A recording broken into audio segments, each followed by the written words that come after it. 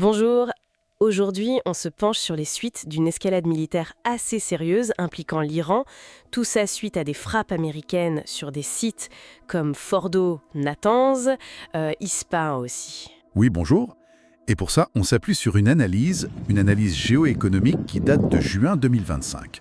L'idée, c'est de décortiquer un peu la riposte iranienne et surtout ses effets immédiats sur l'économie mondiale.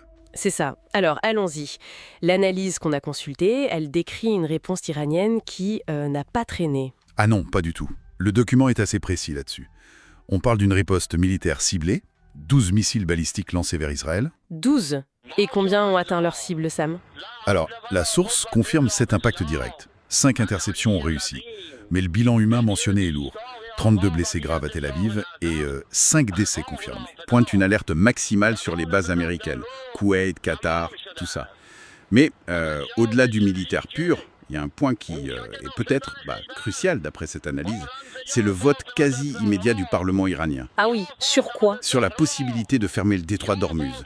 Enfin, d'autoriser le gouvernement à l'envisager sérieusement. Ormuz, là où passe une énorme partie du pétrole mondial. C'est ça, près de 30%. Donc rien que la menace, ça pèse déjà énormément, quoi. Et là, on bascule sur l'économie. Parce que l'analyse, elle montre bien des conséquences directes et rapides. Ah oui, la réaction des marchés a été fulgurante, c'est ce que dit l'étude.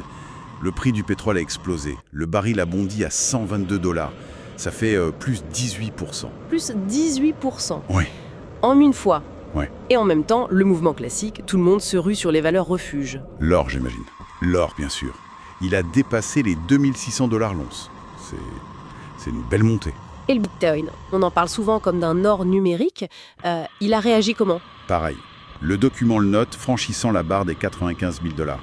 Ça confirme un peu son rôle d'indicateur de nervosité et de recherche d'alternatives hors système tradit, quoi. Dans ces moments de tension, oui.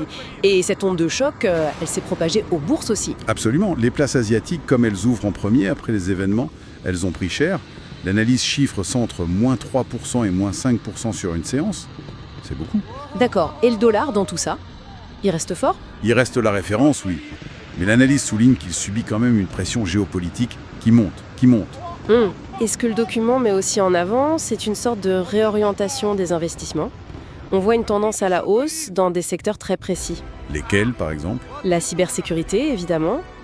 L'intelligence artificielle, mais appliquée aux militaires. Et puis les cryptoactifs en général, perçus comme soit des outils de résilience, soit de pure spéculation dans ce contexte instable. D'accord, donc si on résume ce que dit cette source, une action militaire iranienne, somme toute, assez localisée, a provoqué une réaction économique en chaîne, quasi instantanée et surtout globale. C'est exactement ça. La vitesse de la contagion est assez frappante. Ouais, et l'analyse qu'on a lue, elle termine sur une note un peu prospective. Elle suggère que cette instabilité, bon, évidemment c'est inquiétant, mais ça pourrait aussi créer des opportunités d'investissement, très ciblées. Ah oui, comme quoi? Les auteurs parlent d'éducation stratégique, de développer des technologies qui sont pensées pour être résilientes à ces chocs, et aussi tout ce qui est solution décentralisée. C'est un peu la conclusion, la perspective que propose cette source spécifique. Intéressant. Ça nous laisse quand même avec une réflexion plus large. Cette rapidité, cette ampleur de la réaction économique mondiale face à un événement régional, c'est assez stupéfiant. Ça montre peut-être une hypersensibilité de nos systèmes globaux, une interconnexion qui les rend fragiles. Qu'est-ce que ça implique au fond pour notre capacité à gérer les prochains chocs? Des chocs géopolitiques qui pourraient être bien plus importants. C'est toute la question, oui. Une question qui dépasse bien sûr le cadre de cette seule analyse, mais qui mérite d'être posée.